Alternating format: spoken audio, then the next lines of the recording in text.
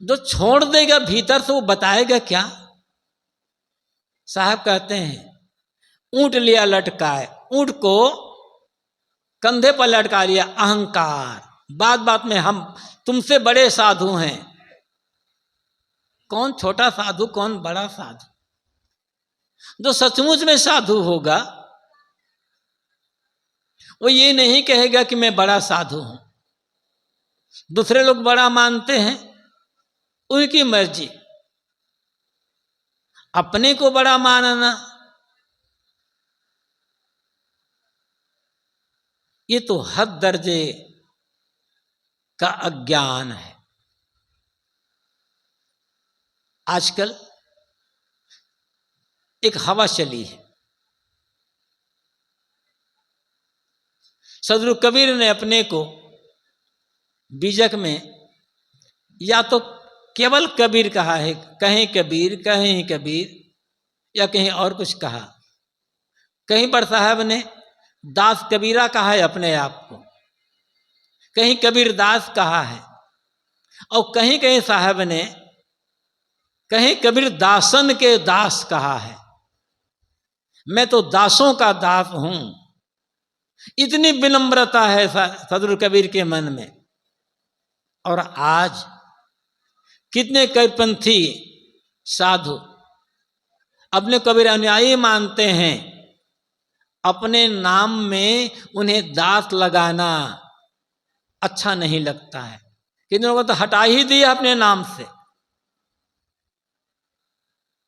कुछ और अपने को मानने लगे, खुद लिखने लग गए अपने नाम के साथ हम साहब हैं। दूसरे लोग मानते हैं, उनकी मर्जी है। दास लगाने में, अपने नाम के साथ है दास लगाने में तौहीनी समझते हैं। भूल गए जब गुरु ने साधु वेश दिया और पुराना नाम बदला, नया नाम रखा, तो उस नाम के साथ दास ही लगाया था, साहब नहीं लगाए थे। गुरु ने जब साधु वेश दिया था तब साधु वेश लगाते नहीं कहा था कि तुम्हारा नाम अमुक संत होगा। लेकिन आज अपने नाम के आगे खुद संत लगा रहे हैं। जो संत होगा वो संत लगाएगा ही नहीं। एक बात याद आ गई,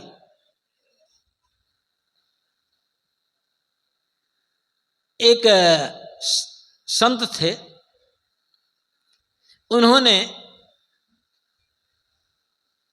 अयोध्या पोस्ट ऑफिस में कुछ पैसा जमा किया किसान विकास पत्र के नाम पर, और उसमें नामनी गुरुदेव जी को रख दिया। पता नहीं उनकी भावना थी गुरुदेव के लिए, उन्हें गुरुदेव को नामनी रख दिया। उनका शरीर छूट गया। लोगों को पता था कि उन्होंने पैसा दिया, तो सर्टिफिकेट मिला तो पता किया भाई कि नामनी कौन है, तो बताया कि गुरुदेव जी का नाम है। लिखा था नामनी में श्री अभिलाष साहब।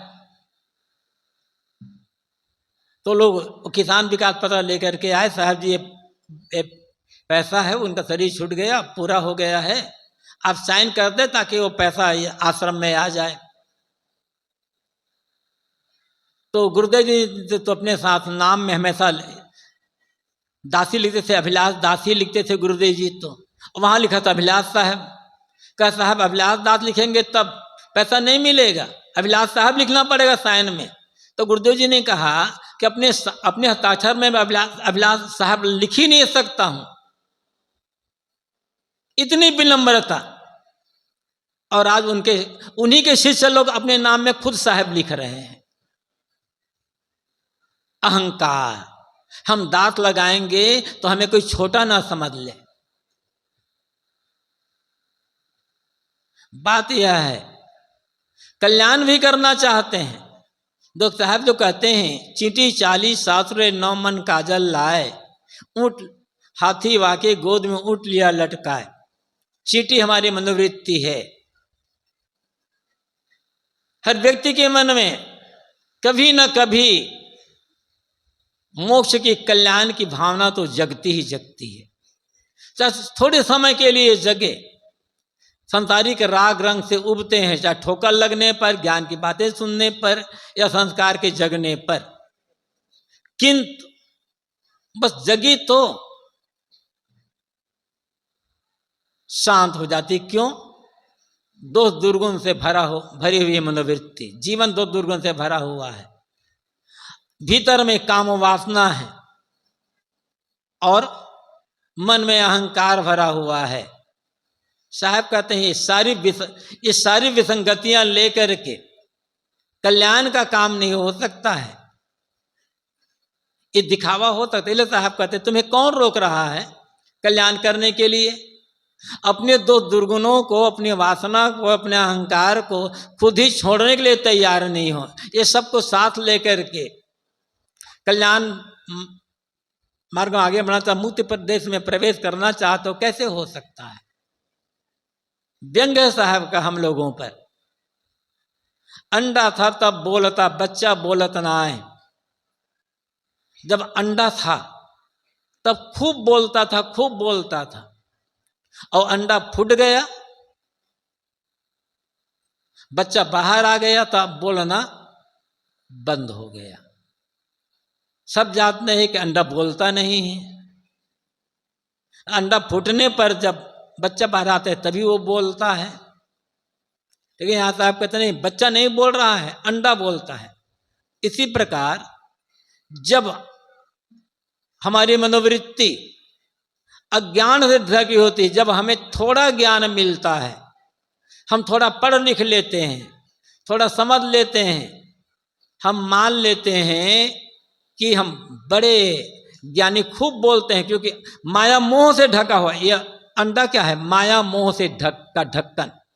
जितना माया का मोह रहेगा, अज्ञान का आवरण रहेगा, हम आदमी अपने को उतना बड़ा ज्ञानी प्रदर्शित करता है। मैं बड़ा ज्ञानी हूं, लोग मुझे ज्ञानी न समझे, लोग मुझे बुद्धू न समझे, लोग मुझे एक छोटा आदमी न समझे। बिना मतलब के आदमी बक बक करता रहता है। लेकिन जब वो माया मोह का आवरण दूर हो जाता है, संत मिले, गुरुजन मिले, बातें थोड़ी समझ में आई और आदमी ने माया मोह का आवरण दूर कर दिया, अहंकार का, अज्ञान का आवरण दूर कर दिया, तो अब लगा कि ये बोलने से काम नहीं बनेगा, करने से काम बनेगा। तो करना शुरू कर दिया, अब बोलना बंद हो गया, क्योंकि आवरण दूर हो गया। चाहे माया मोह का आवरण कहो, चाहे ज्ञान का आवरण कहो, चाहे नासमझी का आवरण कहो, चाहे अहंकार का आवरण कहो, जितना हम अहंकार से घिरे रहे, ज्ञान से, मोह माया से घिरे रहेंगे, अपने को उतना बड़ा प्रदर्शित करने का काम करते रहेंगे।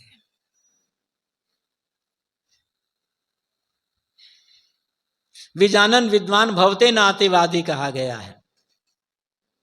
जो विजानन विद्वान है, जिन्होंने तथ्य को जान लिया है, जिन्होंने अपने आप को पहचान लिया है,